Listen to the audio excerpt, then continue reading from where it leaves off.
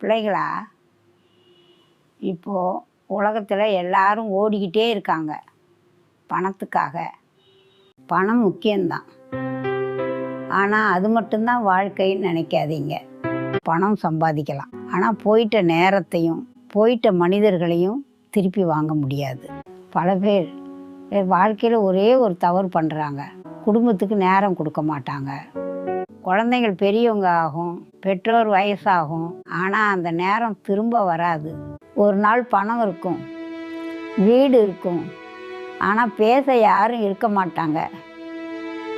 அதனால தான் சொல்கிறேன், பணம் சம்பாதிங்க, ஆனால் மனிதர்களையும் காப்பாற்றுங்க. குடும்பத்தோட சிரிப்பு தான் வாழ்க்கையில் உண்மையான செல்வம். அந்த சிரிப்பை பணத்தால் வாங்க முடியாது.